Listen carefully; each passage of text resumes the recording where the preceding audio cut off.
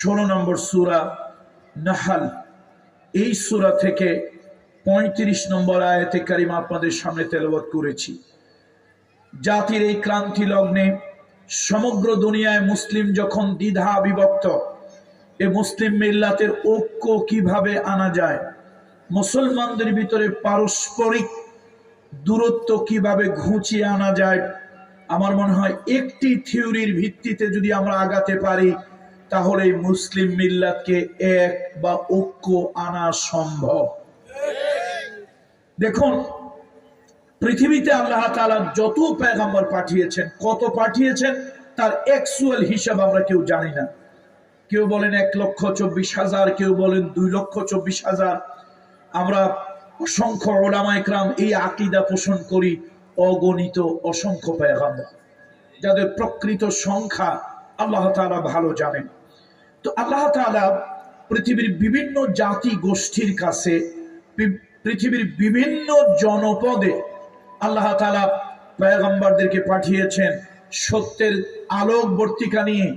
আল্লাহ তাআলা আলোর দিশারীদেরকে পাঠিয়েছেন আল্লাহর সাথে, বান্দার সাথে একটি সম্পর্ক সৃষ্টি করে দেওয়ার জন্য। তাদেরকে আমরা নবী, রসুল, পয়গম্বর, আম্বিয়া, ডিপুটি, অ্যাপোস্টেল, প্রফেট, রিপ্রেজেন্টেটিভ, যে নামই আমরা বলি না কেন, আল্লাহর পক্ষ থেকে তারা মনোনীত, নির্ধারিত। এখন আসুন আল্লাহ তাআলা কোরআন কারীমের সূরাতুন নাহলের ভিতরে আল্লাহ তাআলা কি বলছেন। আল্লাহ তাআলা বলছেন, বিসমিল্লাহির রহমানির রহিম, ওয়ালাকাদ বা'আসনা ফি কুল্লি উম্মাতির রাসূলা, আমি প্রত্যেক উম্মাহ, প্রত্যেক জাতির কাছে আমি আল্লাহ তাআলা রাসূল পাঠিয়েছি।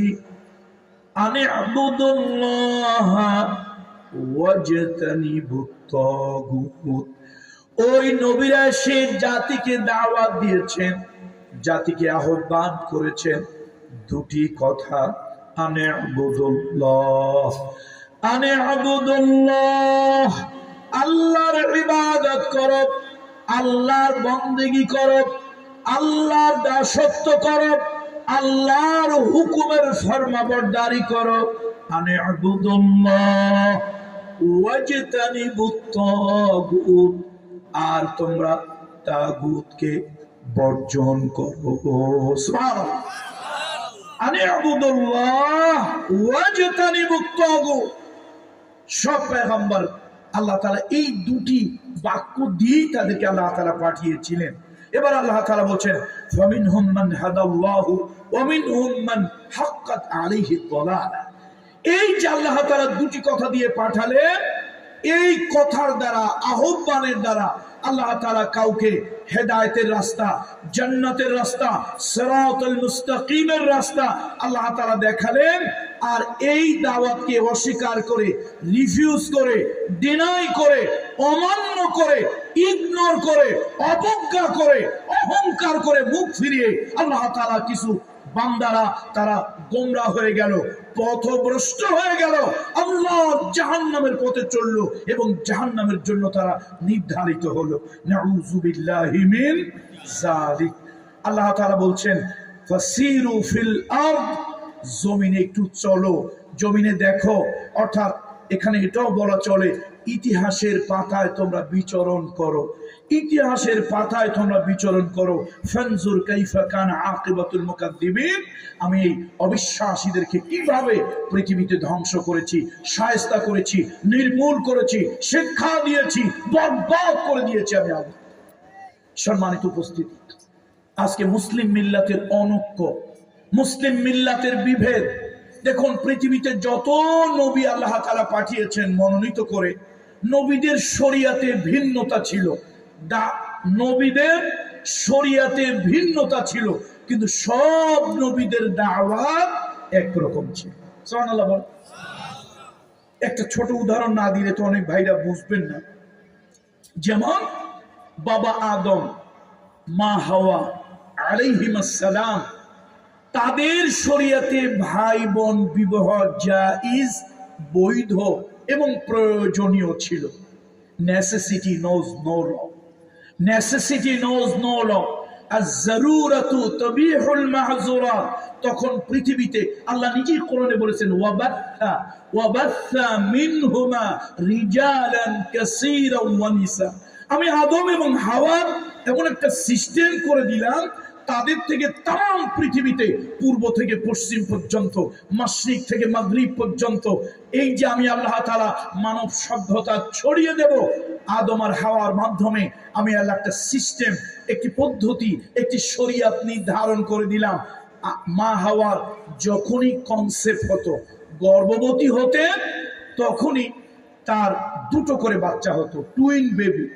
একটি হতো পুরুষ ছেলে, আরেকটি হতো মেয়ে।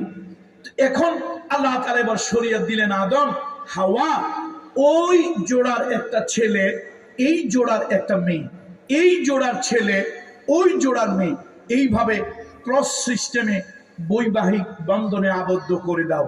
এবং তখন এটা প্রয়োজন ছিল। আল্লাহ তাআলা যদি এইটাকে আল্লাহ তাআলা শিথিল না করতেন, পৃথিবীতে মানব সভ্যতা, আজকে 700 কোটি মানুষ পৃথিবীতে, এই মানব সভ্যতা ছড়াতে পারত না। মানুষ কিন্তু বাঁদর থেকে আসে নাই। কার থেকে আসছে বলুন? কার থেকে আসছে? আদম আর হাওয়া আলাইহিস সালাম, তাদের দুজন থেকে পৃথিবীতে মানুষ এসেছে। তবে হ্যাঁ, কোরআনুল কারীমের সূরা বাকারা 65 নম্বর আয়াত, 2 নম্বর সূরা 65 নম্বর আয়াত, আল্লাহ তাআলা সাক্ষ্য দিয়েছেন কিছু মানুষ, চরিত্রহীন কিছু মানুষ, তারা তাদের বদ চরিত্রের কারণে বাঁদর হয়ে গেছিল। কিছু বদ চরিত্রের মানুষ কি হয়ে গেছিল? বাঁদর হয়ে গেছিল। ওই যে পয়গম্বরদের ভিতরে একটা নরম মেজাজের পয়গম্বর ছিলেন দাউদ আলাইহিস সালাম। এক এক নবীকে আল্লাহ তাআলা এক এক ধরনের মুআজিজা, স্পিরিচুয়াল পাওয়ার, সুপারন্যাচারাল পাওয়ার, অলৌকিক ক্ষমতা, শক্তি, এটাকে আমরা মুআজিজা বলি। এক এক নবীকে এক এক ধরনের মুআজিজা আল্লাহ তাআলা দিয়েছিলেন। হযরত ঈসা আলাইহিস সালামের মুআজিজা ছিল একরকম, মুসা আলাইহিস সালামের মুআজিজা ছিল আরেক রকম, দাউদ আলাইহিস সালামের মুআজিজা ছিল একরকম, সুলাইমান আলাইহিস সালামের মুআজিজা ছিল আরেক রকম, হযরত ইউসুফ আলাইহিস সালাম, ইয়াকুব আলাইহিস সালাম, ইসহাক আলাইহিস সালাম, ইব্রাহিম আলাইহিস সালাম, তাদের মুআজিজা ছিল আরেক রকম। সুবহানাল্লাহ পড়ে। এখন ওই যে নরম তবিয়তের নবীর নাম হলো দাউদ আলাইহিস সালাম।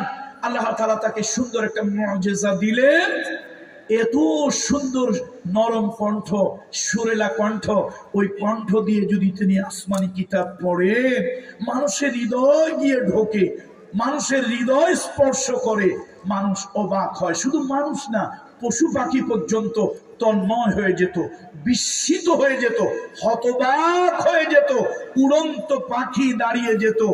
জলচর প্রাণীগুলো, নদীর প্রাণী, সাগরের প্রাণী, এই জলচর প্রাণীগুলো ডাঙায় শুকনায় উঠে তন্ময় হয়ে কান লাগাইয়া হযরত দাউদ আলাইহিস সালামের তেলাওয়াত শুনতো। জাতির চরিত্র ছিল তেড়া চরিত্র। তারা কি করলো? পয়গম্বর তেলাওয়াত করে, তাদের এটা ভালো লাগে না। কি কি জিনিস তারা ধরবে? হরিণ ধরবে, পাখি শিকার করবে, মাছ মারবে, করবে কি, এগুলো পরিকল্পনা করে। শেষ পর্যন্ত এটা তারা শুরু করলো। আল্লাহ তাআলা জানিয়ে দিলেন, না, এই কাজটা তোমরা করিও না।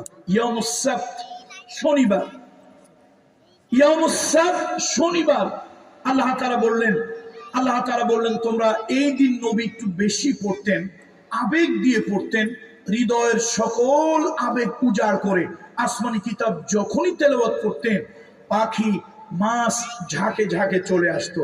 ওরা কি করলো? আল্লাহর হুকুম লঙ্ঘন করলো এবং এই প্রাণীগুলোকে তারা বধ করা, ধরা শুরু করলো। আল্লাহ তাআলা তাদেরকে বললেন তোমরা এই কাজ করিও না। এখন আল্লাহর এই হুকুম তারা কি করলো? লঙ্ঘন করে পরের সপ্তাহে তারা মাছগুলোকে আটকাতে লাগলো। লোকেরা জিজ্ঞেস করো কি? কয় আল্লাহর হুকুমও মানি, রসুলের হুকুমও সম্মান করি, আজকে আমরা ধরবো না। আল্লাহ নিষেধ করেছেন, আল্লাহর হুকুম লঙ্ঘন করব না, তবে একটু জাল দিয়ে, বেনা দিয়ে, ব্যাট দিয়ে আটকায় রাখবো। যা করার রবি সোমবার করবো। কিবার করব? এই রবি সোমবার করব। এই কথা বলল। পয়গম্বরের এই অনুরোধ তারা উপেক্ষা করলো, আল্লাহর হুকুম লঙ্ঘন করলো। আল্লাহ তাআলা বললেন কুনু কিরাদাতান খাসিইন, যাও তোমরা অভিশপ্ত বাঁদর হয়ে যাও। 3 শ্রেণীর লোক বাঁদর হয়ে গেল। কয় শ্রেণীর লোক? একটু আওয়াজ দিয়ে বললে ভালো হয়। কয় শ্রেণীর লোক? 3 শ্রেণীর লোক বাদর হইল। প্রথম হইল আল্লাহর হুকুম লঙ্ঘন, নবীর হুকুম অমান্য করে যারা মাছ ধরেছিল, এই বিভিন্ন প্রাণীগুলোকে যারা বধ করেছিল, প্রথম বাঁদর হলো, অভিশপ্ত বাঁদর হলো তারা। তাদের মানুষের চেহারা পরিবর্তন হয়ে তাদের ফিজিক্যাল যে স্ট্রাকচার, এই আকার আকৃতিটা, সুরত, এটা বাঁদরের মতো হয়ে গেল। প্রথম হলো যারা ধরলো। দ্বিতীয়, কিছু লোক আছে একটু সুফিসাদগিরি দেখায়, অতি সুফি চোরের লক্ষণ। এই তারা কি করলো, কয় যে আমরা ভালো মানুষ, আমরা তো এই কাজ করি না, তো যা আমাদের ঘরে জাল আছে তোরা নিয়ে যা কিছু করার কর, দেখো আমরা আল্লাহর হুকুম মানি, নবীর হুকুমও সম্মান করি, আমরা এই কাজ করবো না। মানে সুফিগিরি দেখাইলো, বুঝেন না এই কথা? তারপরে তাদের জাল, তাদের খালই, তাদের বানা, তাদের বেড়া ইত্যাদি দিয়ে এই পশু পাখিগুলোকে বধ করা হলো। আল্লাহ যাক, যারা অকাম করছে, এই অকামে যারা সহযোগিতা করছে, তোরা 2 দলীয় অভিশপ্ত বাঁদর হয়ে যা। এরপরে সমাজে আরেক শ্রেণীর লোক আছে, তারা চোরেরে কয় চুরি করো, গৃহস্থরে কয় সজাগ থাকো। এরকম কিছু লোক আছে না সমাজে? কিছু আছে বোবা শয়তান, আবা কাবা জুব্বা পাগড়ি দাড়ি সব আছে, অন্যায় অসত্য অবিচার জুলুম দেখলে মুখ ফুটে কথা কয় না, খালি 500 দানার তসবিহ। এরকম কিছু লোক সমাজে নাই। ওনারা আবার ডবল ছবি সাহেব, এই অকাম কুকামে ইত্যাদিতে বাধা দেন নাই, খালি তাকায় তাকায় নীরব দর্শকের ভূমিকা পালন করে দেখছে। আল্লাহ কয় তোরা বাদ থাকবি কেন? তোদের মতো বোবা শয়তান তোরাও অভিশপ্ত বাঁদর হয়ে যা। 3 শ্রেণীর লোক বাঁদর হয়েছিল। আসলে বাঁদর থেকে কোন মানব সৃষ্টি হয়নি, ইভলিউশন সিস্টেম, ক্রমোন্নতি পদ্ধতি অথবা বিবর্তনবাদে মানুষ বাঁদর থেকে আসেনি, বরং কিছু মানুষ কি হয়ে গেছিল? কয় শ্রেণীর লোক হয়েছিল? আমি যেহেতু এদিক নিয়ে কথা বলবো না, এটা সাবজেক্ট না, এটা জুমলায় মুতারেজা, টানে টানে কথাটা চলে আসছে তাই বলে ফেললাম। তবে একটু মনে রাখবেন, সমাজে এখনো 3 শ্রেণীর লোকই আছে। অন্যায় যারা করে, অন্যায় যে সহে, তবু ঘৃণা তারে যেন তৃণ সম দহে। সুতরাং অন্যায় যারা করে ওদের উপরে আল্লাহর গজব আসবে।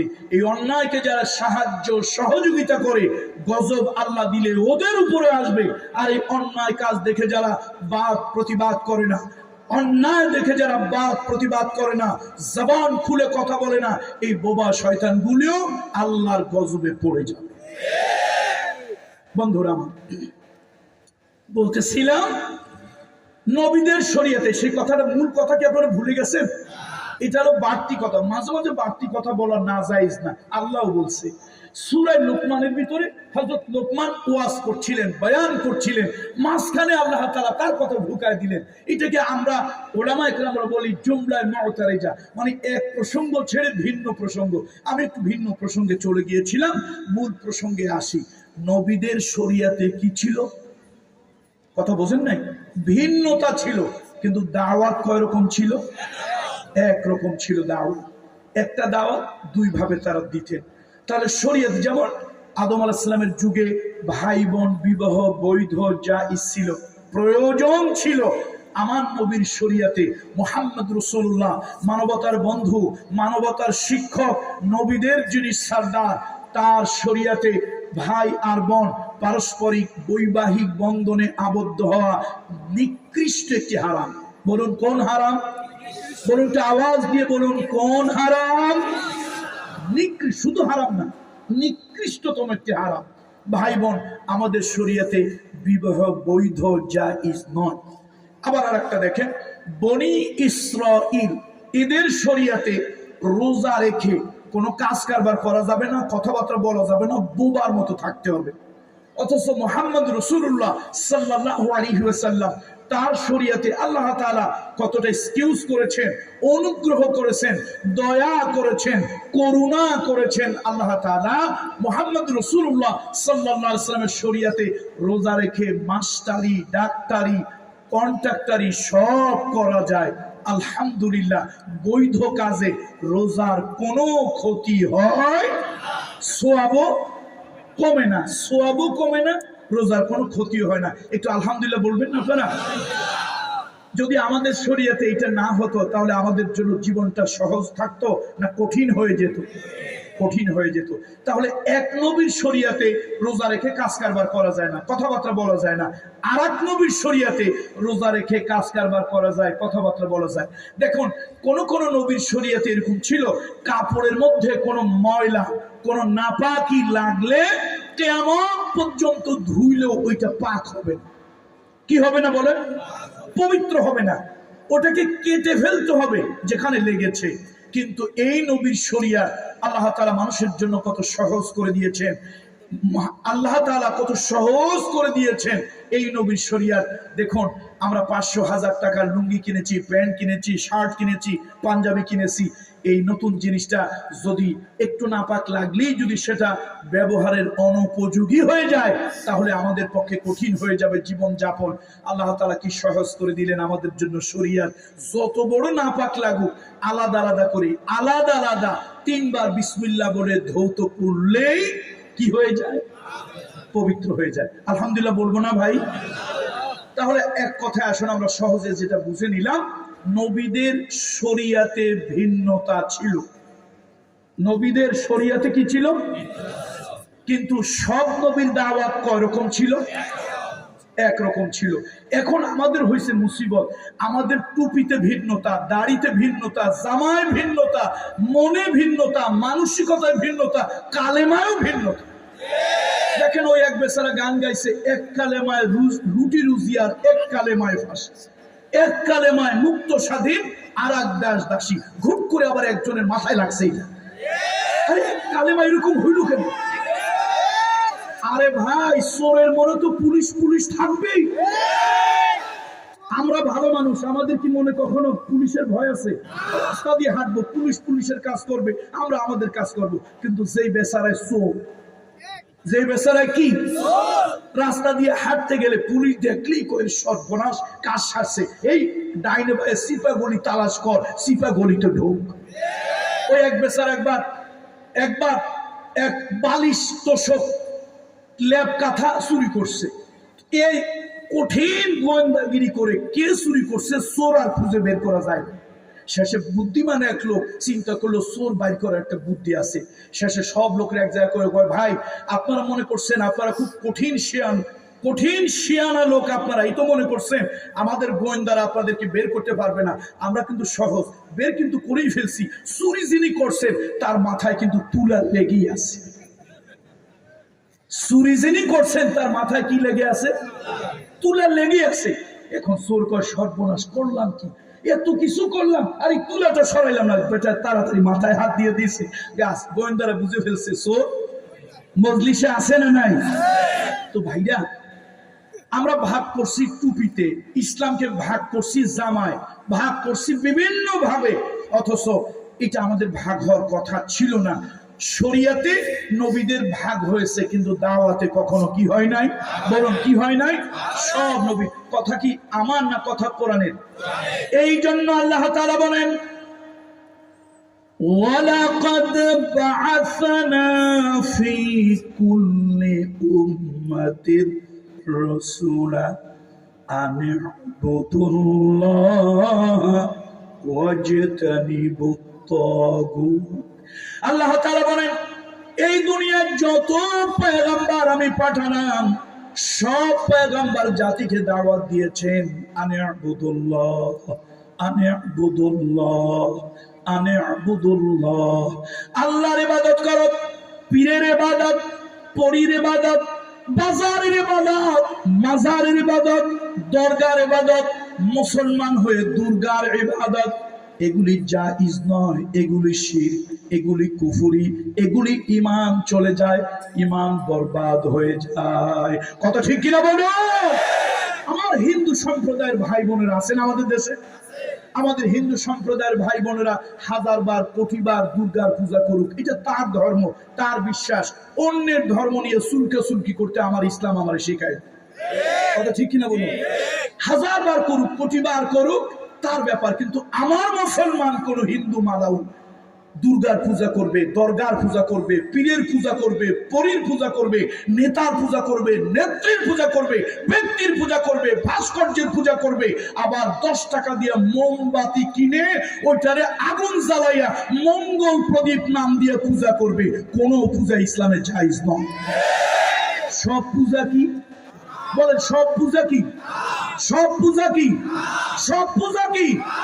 মুসলমান হিন্দু ভাইরা হাজারবার করতেছে, এটা নিয়ে আমাদের মাথা ব্যথা নেই। এখন কথা হুজুর, তাহলে কাদিয়ানীদেরকে নিয়ে আপনাদের মাথা ব্যথা কেন? ভাই, কাদিয়ানীদেরকে নিয়েও তো আমাদের মাথা ব্যথা নাই। কাদিয়ানীরা অমুসলিম, তারা কি এদেশে খ্রিস্টান আছে। আমরা কি কোনো খ্রিস্টান ভাই বন্ধুদের গির্জা তাদের আপনার সামনে গিয়ে কি কোনোদিন বলছি যে না ভাই তোমরা ঢুকতে পারবে না, ইবাদত বন্দি করতে পারবে না? কথা কোনোদিন বলেছি না। তোমার ধর্ম তোমার কাছে তুমি পালন করো, আমি তোমাকে সত্যের দাওয়াত দিতে পারি। হ্যাঁ, কেন খ্রিস্টান যদি বলে যে না খ্রিস্ট ধর্ম সঠিক, মুসলিম ধর্ম সঠিক নয়, খ্রিস্ট ধর্মই সঠিক, এটাই লাস্ট, আমরা তার প্রতিবাদ করব, জীবন দিয়ে হলেও প্রতিবাদ করব, শহীদ হয়েও প্রতিবাদ করব, রক্ত দিয়ে প্রতিবাদ করব, ফাঁসির মঞ্চে গিয়েও প্রতিবাদ করব। আমাদের দেশে হিন্দু ভাইরা একসাথে রোজার পূজা আমাদের দেশে হয়েছে না?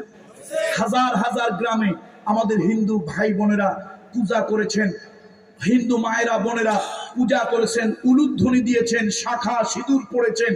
আমরা কোনো মুসলমান কখনো বলিনি না এদেশে শাখা হাতে দেওয়া যাবে না, এদেশে সিঁদুর মাথায় দেওয়া যাবে না, আমরা কোনোদিন বলিনি। কোনোদিন বলছি বলেন?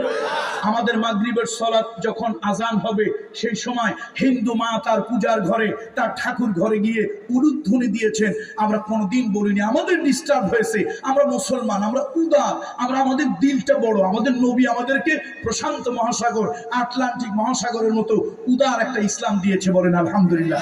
আমরা কখনো কোনো হিন্দু মাকে গিয়ে বলিনি মা আপনি যে সন্ধ্যাবেলায় উলুধ্বনি দিলেন এটা বৈধ নয়, দিতে পারবেন না, যদি আগামীকালকে দেন জ্বালিয়ে পুড়িয়ে বরবাদ করে দেবো, এরকম হুমকি ধামকি আমরা দেই নাই, দেব না, আমরা দিতে উৎসাহ দেই না, এটা আমরা বৈধ মনে করি না। তো কাদিয়ানীদেরকে নিয়ে আমাদের মাথা ব্যথা এই কারণে, কাদিয়ানীরা নিজেদেরকে মিথ্যাবাদী মুসলিম বলে। আমাদের কথা হলো তারা মানসিক হিউম্যান রাইটস, ফান্ডামেন্টাল রাইটস, তারা বলুক আমরা কাদিয়ানী সম্প্রদায়, আমাদের ধর্মের নাম কাদিয়ানী ধর্ম, আমাদের কোনো ব্যথা নাই, কোনো ব্যথা নাই, কোনো কিছু তাদেরকে নিয়ে নাই। আমি এদেশের সুশীল সমাজ যারা আছেন, কোন সমাজ? সুশীল সমাজ। ছেলে হইছে কানা, ছেলে হইছে কি বাপে খুব আশা ভরসা করে নাম দিছে পদ্মলোচন, ছেলে হইছে কানা, নাম দিছে কি পদ্মলোচন। তো আমাদের দেশে এরকম কিছু সুশীল সমাজ আছে, সুশীলের স তাদের মধ্যে নাই, সুশীলের স নাই, তারা ধর্ম বিদ্বেষী, তবে ইসলাম ধর্ম বিদ্বেষী, অন্য ধর্ম বিদ্বেষী নয়। কথা ঠিক কিনা? সুতরাং আমাদের সুশীল সমাজদেরকে বলি কাদিয়ানীদেরকে নিয়ে কোনো মাথা ব্যথা আমাদের নাই।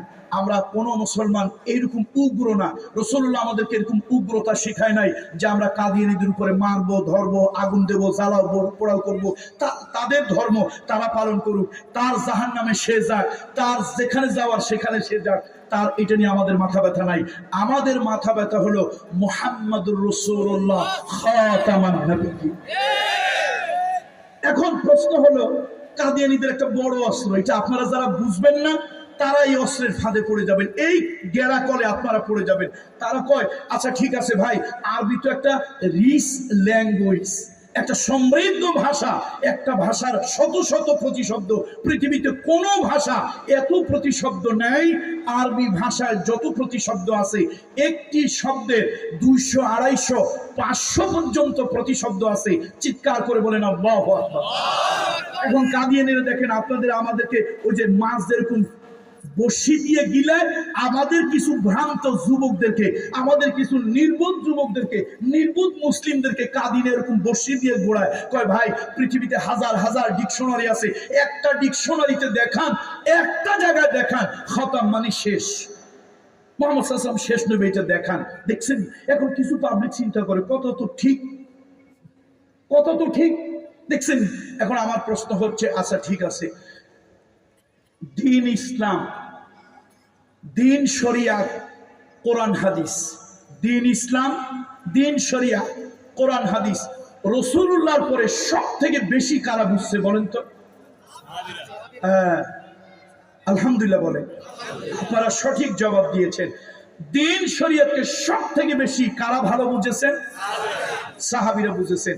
এখন আমার প্রশ্ন হলো, খাতামান নবিয়্যিন মানে নবী শেষ নবী না? শেষ নবী না, তাহলে মুহাম্মদ সাল্লাল্লাহু আলাইহি ওয়াসাল্লাম শেষ নবী না? সাইয়েদনা আবু বকর সিদ্দিকের মতো একটা নরম মেজাজের মানুষ, সাইয়েদনা সিদ্দিক আকবর আবু বকর সিদ্দিকের মতো একটা নরম মেজাজের মানুষ, একটা উত্তম চরিত্রের মানুষ, একটা দরদি মানুষ, একটা হৃদয় প্রশস্ত মানুষ, তিনি কেন মিথ্যা নবীদের বিরুদ্ধে আন্দোলন করবেন? তাহলে বোঝা গেল সাইয়েদনা আবু বকর সিদ্দিক বুঝেছেন আসলে নবীর পরে যারা নবুয়ত দাবি করবে ওরা হলো নবী মিছা, ওদের কপালে 5টা পিছা। নবীর পরে যারা নবুয়ত দাবি করবে ওরা নবী কি? ওদের কপালে। এই জন্য দুনিয়া আবু বকর সিদ্দিক থেকে বড় বুজুর্গ কেউ ছিল না। কিয়ামত পর্যন্ত নবীদেরকে বাদ দিলে আবু বকর সিদ্দিক রাদিয়াল্লাহু তাআলা আনহু তার থেকে বড় বুজুর্গ পৃথিবীতে কেউ হবে না। সুতরাং আবু বকর সিদ্দিক রাসূলুল্লাহর পরে কোনো নবী মেনে নেয় নাই। আমরা বুঝলাম ডিকশনারিতে নাই, আমরা বুঝলাম, আমরাও ভালো বুঝি নাই। ভাই কাদিয়ানি, তোরাই সবকিছু বুঝছস। আমার প্রশ্ন হলো, সিদ্দিক আকবর বিরোধিতা করলো কেন? এবার আসেন আলেম কুলের ভিতরে কিয়ামত পর্যন্ত পৃথিবীতে যত আলেম আসবে সব থেকে বড় 2 জন আলেমের নাম আপনারা বলেন। একজন আলেম হলেন আব্দুল্লাহ ইবনে আব্বাস। বলেন, আব্দুল্লাহ ইবনে রাদিয়াল্লাহু তাআলা আনহুমা। আরেকজন হলেন আব্দুল্লাহ ইবনে মাসউদ রাদিয়াল্লাহু তাআলা আনহু। এই 2 জন লোকের কাছে সাহাবীরা যদি কোনো ইলমের ব্যাপারে ঠেকে যেতেন, আটকে যেতেন, সাহাবীদের যদি কোনো ব্যাপারে রাসূলুল্লাহর কাছ থেকে শুনি নাই, এই বিষয়ে আমার ভালো কোনো অভিজ্ঞতা জ্ঞান নাই, তারা পর্যন্ত এই বিষয়ের সমাধান, যে বিষয়ে আটকে গেছে সেই বিষয়ের সমাধান নেওয়ার জন্য 2 জন লোকের কাছে যেত। কে কে বলুন তো একটু দয়া করে? আব্দুল্লাহ ইবনে আব্বাস রাদিয়াল্লাহু তাআলা আনহুমা, আরেকটা হলো আব্দুল্লাহ ইবনে মাসউদ রাদিয়াল্লাহু তাআলা আনহু। দেখেন কেমন বড় আলেম। আব্দুল্লাহ ইবনে আব্বাস একদিন রাসূলুল্লাহ ওযু করতেছেন, আল্লাহর হাবিব সাল্লাল্লাহু আলাইহি ওয়াসাল্লাম ওযু করতেছেন, তিনি পাশে দাঁড়িয়ে আছেন এতিমের মতো। আব্দুল্লাহ ইবনে আব্বাস, রাসূলুল্লাহ জিজ্ঞেস করলেন, তুমি কি কিছু বলবে? ইয়া রাসূলুল্লাহ, হুজুর আমি বলবো কি, আমি কিছু শুনলে পড়লে মনে থাকে না, ভালো বুঝি না। রাসূলুল্লাহ ওযু শেষ করলে হাবিবে কিবরিয়ার গায়ের মধ্যে ওযুর পানি লাগানো, দাড়ির ভিতরে ওযুর পানি লাগানো। এই অবস্থায় রাসূলুল্লাহ উঠলেন, বুখারীর হাদিস। এই অবস্থায় রাসূলুল্লাহ উঠলেন, উঠে তাকে বুকের মধ্যে একটা জড়ায় ধরে চাপ দিলেন। ضمني رسول الله صلى الله عليه وسلم فقال اللهم علمه الكتاب। আমাকে জড়িয়ে ধরে বুকের ভিতরে, সিনার ভিতরে একটু চাপ দিয়ে তিনি বললেন, আল্লাহ আব্দুল্লাহ ইবনে আব্বাসকে তুমি দিন শিক্ষা দাও, কিতাব শিক্ষা দাও। ও দুনিয়ার মানুষ, রাসূলুল্লাহ আমাকে যখন বুকের ভিতরে চাপ দিয়ে জড়িয়ে ধরে আমার জন্য দোয়া করলেন, মনে হলো আমার সিনাটা খুলে গেল, ইলমের ভান্ডার আমার সিনার ভিতরে জমা হলো, আমার জ্ঞানের দৃষ্টি প্রসারিত হলো। আমি একবার যা পড়েছি, একবার যা শুনেছি, মৃত্যু পর্যন্ত দ্বিতীয়বার রিপিট না করলে সে জিনিসটা আমি ভুলে যাই, আমার ব্রেন থেকে ডিলিট হয় না। এখন প্রশ্ন, কাদিয়ানীরা বুঝছে খতামান নবিয়্যিন মানে শেষ নবী না? আমরা বুঝি না, আমাদের তো জ্ঞান ট্যান কম, নাকি বলেন? আমাদের জ্ঞান কম, আর সুশীল সমাজের তো আরো কম। বুদ্ধিজীবী যাদেরকে বলেন তারা তো বুদ্ধিজীবী না, বুদ্ধি প্রতিবন্ধী। এখন কথা হলো, রাসূলুল্লাহর সাহাবীদের ভিতরে বড় 2 জন আলেমের নাম বলে। আচ্ছা, এখন আমার প্রশ্ন হলো, খতামান নবিয়্যিন যদি শেষ নবী না হইতো, তাহলে আব্দুল্লাহ ইবনে আব্বাস, আব্দুল্লাহ ইবনে মাসউদ এর বিরোধিতা, ভণ্ড নবী, প্রতারক নবী, মিথ্যাবাদী নবী, কাযযাব নবী, এই নবীদের বিরোধিতা তারা কি করতেন? বলেন, করতেন? সুতরাং বন্ধুরা আমার, দিন শিখতে হলে সাহাবীদের থেকে শিখতে হবে, দিন বুঝতে হলে সাহাবীদের থেকে বুঝতে হবে। সাহাবীরা, তাবেঈরা, তাবেঈরা এর বিপক্ষে ছিলেন। শুধু তাই নয়, আমাদের এই উপমহাদেশে একজন বড় আলেম, বিদগ্ধ আলেম, মুফতি শফি রাহিমাহুল্লাহ তাআলা, উনি একটা অথেন্টিক কিতাব কাদিয়ানীদের বিরুদ্ধে লিখেছেন। ওই কিতাবটার নাম হলো খাতামান নবিয়্যিন। ওই কিতাবের ভিতরে উনি একটা হাদিস এনেছেন। একবার রাসূলুল্লাহ সাল্লাল্লাহু আলাইহি ওয়াসাল্লাম, রাসূলুল্লাহ সাল্লাল্লাহু আলাইহি ওয়াসাল্লাম তার কয়েকজন সাহাবী নিয়ে একটি এলাকা দিয়ে যাচ্ছিলেন। এ ভাই, আমরা বাংলায় বলি পাড়া, পাড়া বলি না? গ্রামের ছেলে আমরা তো সবাই। শহরে হয়তো থাকি, কিন্তু অনেকেই তো আমরা গ্রামে। গ্রামে কই এই পাড়া ওই পাড়া, পাড়া বলি না? আরবিতে বলে হারা, বাংলায় আমরা কি বলি? পাড়া। একটা রাসূলুল্লাহ সাল্লাল্লাহু আলাইহি ওয়াসাল্লাম একটা হারার পাশ দিয়ে, পাড়ার পাশ দিয়ে যাচ্ছিলেন। সাথে ছিল ওই সিংহ শাবক, সাথে ছিল সিংহ শাবক। কে নাম? ওমর ইবনুল খাত্তাব। চিৎকার করে পড়েন রাদিয়াল্লাহু তাআলা। এখন রাসূলুল্লাহ যাচ্ছেন, নবীজির দৃষ্টি, সাহাবীদের দৃষ্টি উপরে না নিচে? নিচের দিকে দৃষ্টি দিয়ে যাচ্ছেন। এমন সময় এক ধরনের সাপ আছে, কেউ কয় গুই সাপ, কেউ কয় গো সাপ। এ দেখছেন নি আপনারা? এরকম একটা সাপ ওই হারার লোক, হারার মানে পাড়া, হারা মানে কি? ওই পাড়ার লোক ওই গুই সাপটা পিটায় পিটায় মারতেছে। তো প্রায় মারা হয়ে গেছে, একটু একটু জানটা আছে, কোনো মতে জানটা আছে। এখন ওই সবাই তো একরকম না, দেখবেন কিছু লোক আছে আলেম ওলামা, তারপরে নবী পয়গম্বর দেখলে ভালো লাগে, আর কিছু লোক আছে দেখলে একটু চুলকায়, রক্তে চুলকায়, গায়ে চুলকায়, একটু অ্যালার্জি অ্যালার্জি ভাব হয়। এ সব যুগেই ছিল রে ভাই, সব যুগেই, এই যুগেও আছে, আগের যুগেও। রাসূলুল্লাহ নিচের দিকে সাল্লাল্লাহু আলাইহি ওয়াসাল্লাম নিচের দিকে মাথা দিয়া তার বিশিষ্ট বুজুর্গ কয়েকজন সাহাবীদেরকে নিয়ে তিনি যাচ্ছেন। সকলের দৃষ্টি অবনমিত, সকলের দৃষ্টি নিচের দিকে, শান্তভাবে যাচ্ছেন। ওই যে বেটার অ্যালার্জি একটু চুলকানি হয়েছে, সে ডাক দেখে, ও মুহাম্মদ, নাউজুবিল্লাহ বলবেন। আমার নবীকে এইভাবে ডাকা জায়েজ না না জায়েজ? বৈধ না অবৈধ? আদব না বেয়াদব? কেন বেয়াদব? আল্লাহ কামে নিজেই তো রাসূলুল্লাহর নাম ধরে ডাকিবে। আমার হাবিবকে এত সম্মান আমি দিয়েছি, সব নবীকে নাম ধরে ডেকেছি। ইয়া আদম উসকুন আনতা ওয়া যাওজুকাল জান্নাহ, এ আদম তুমি আর তোমার স্ত্রী বেহেশতে থাকো। ইয়া ইয়াহইয়া খুযিল কিতাবা বিকুওয়া ওয়া নাদাইনাহু আইয়া ইব্রাহিম, সবাই আমি হে বলে ডেকেছি। কিন্তু মুহাম্মদ সাল্লাল্লাহু আলাইহি ওয়াসাল্লাম, আল্লাহ তাআলা তাকে কি সম্মান দিয়েছেন, ইজ্জত দিয়েছেন। গোটা কোরআনুল কারীমের ভিতরে একবারের জন্য আল্লাহ তাআলা তার নাম ধরে ডাকেন। তো আল্লাহ যারা নাম ধরে ডাকেন নাই, পাবলিক তার নাম ধরে ডাকবে। ওই বেয়াদব কি বলতেছে? কথা কয় না, এ মুহাম্মদ, নাউজুবিল্লাহ বলে। তো রাসূলুল্লাহ সাল্লাল্লাহু আলাইহি ওয়াসাল্লাম সাহাবীর একটু ডাক শুনে ওদিকে তাকাইছে।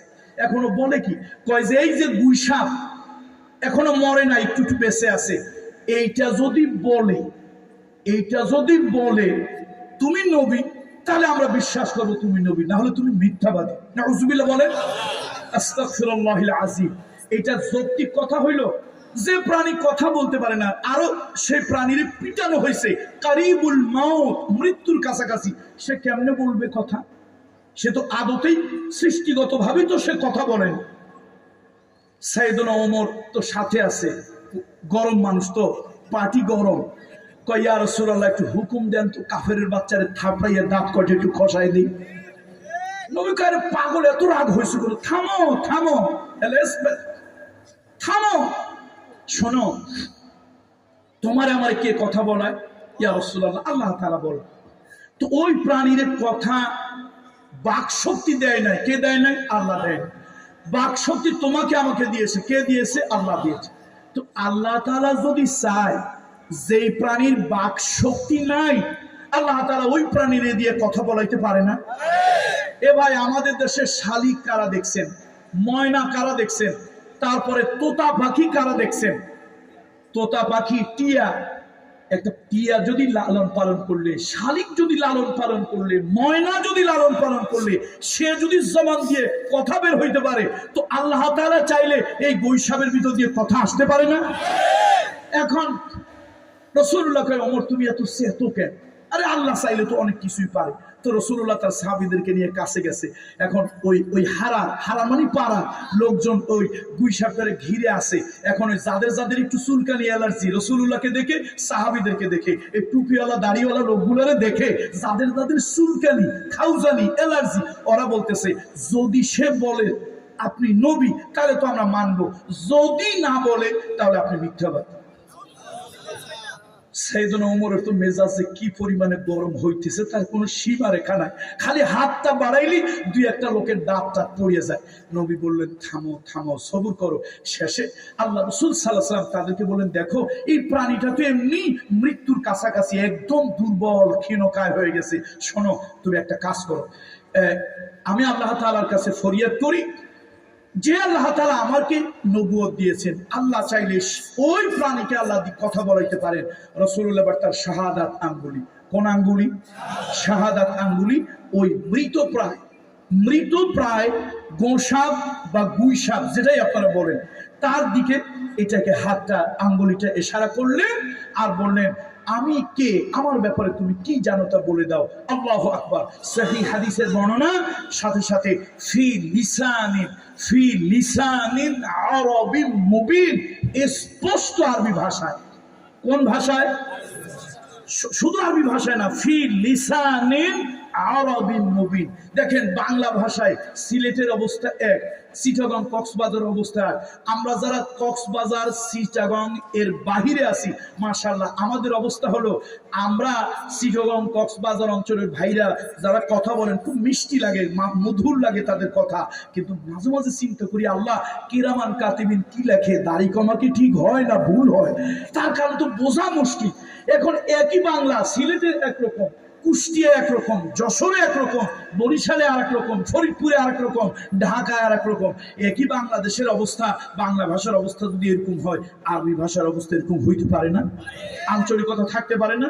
দেখেন কি কুদরত আল্লাহ তাআলার। ফি লিসানিন আরবিম মুবিন, স্পষ্ট, জড়তা, দীনতা, বিষণ্ণতা, কোন ধরনের আঞ্চলিকতা ছাড়া, জড়তা, দীনতা, বিষণ্ণতা, আঞ্চলিকতা কোনো কিছু ছাড়া, ফি লিসানিন আরবিম মুবিন, বইয়ের ভাষায়, সাধু ভাষায়, সুন্দর ভাষায় সাপটা কথা বলা শুরু করল। সাপটা প্রথমেই বলল আনতা রাসূলুল্লাহ। তার প্রথম কি বাক্য ছিল?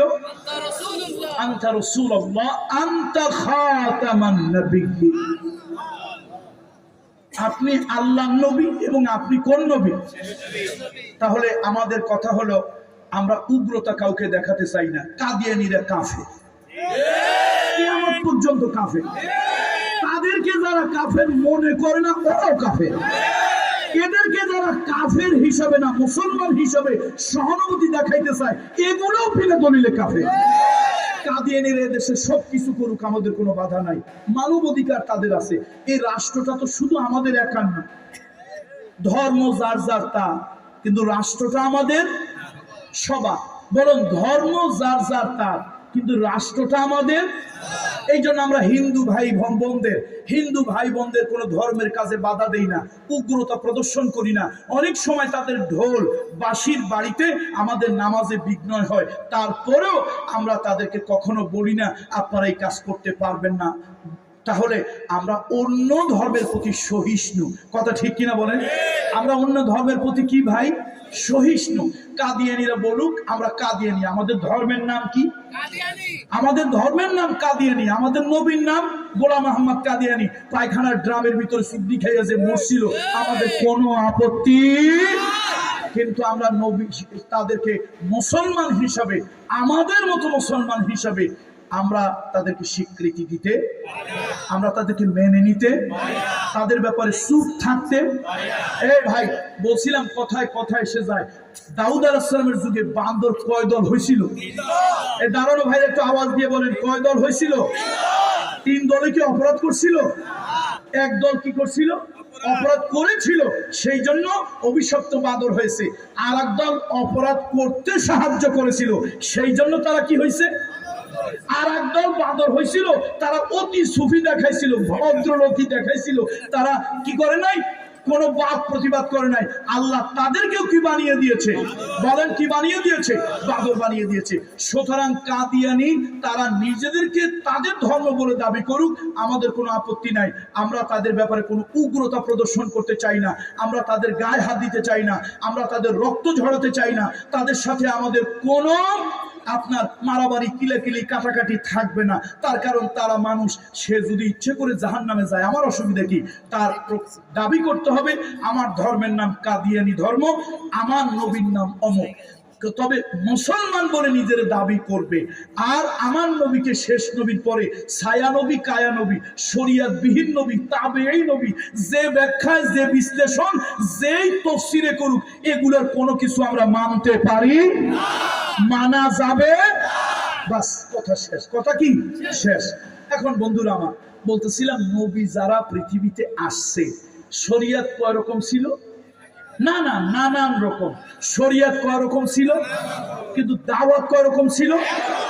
আনে আবুদুল্লাহ ওয়াজতানিবুত তাগুত। কার গোলামি করব? পীরের গোলামি, পরীর গোলামি, বাজার মাজারের গোলামি, দরগা দুর্গার গোলামি হিন্দু ভাইরা করে তার ধর্ম, কিন্তু আমি মুসলমান করতে পারি না। আমার ধর্ম, আমার ইবাদত বলে একমাত্র ইবাদত হবে ওয়াবুদুল্লাহ ওয়াবুদুল্লাহ ওয়ালা তুশরিকু বিহি শাইআ। আল্লাহর ইবাদত করো, মাথা ঝুঁকাও তো আল্লাহর সামনে ঝুঁকাও। আজকে আমার দেশের কিছু শিক্ষিত নামধারী কিছু জ্ঞান পাপী আছে, পহেলা বৈশাখে 10 টাকা দিয়ে একটা মোমবাতি কেনে, সেই মোমবাতির মাথায় আগুন জ্বালাইয়া কয়টা হলো মঙ্গল প্রদীপ। আচ্ছা, প্রদীপ আবার আগুন আবার মঙ্গল অমঙ্গল কেমনি করে? এ ভাই, সাক্ষী কোরআনুল কারীম, আল্লাহর কথা সত্য না আপনার আমার কথা সত্য? আল্লাহ তাআলা নিজে কোরআনুল কারীমে বলেছেন, ওয়া ইয়ামসাসকাল্লাহু বিদুররিন ওয়া ইয়ামসাসকাল্লাহু বিদুররিন ফালা কাশিফা লাহু ইল্লা হুয়া।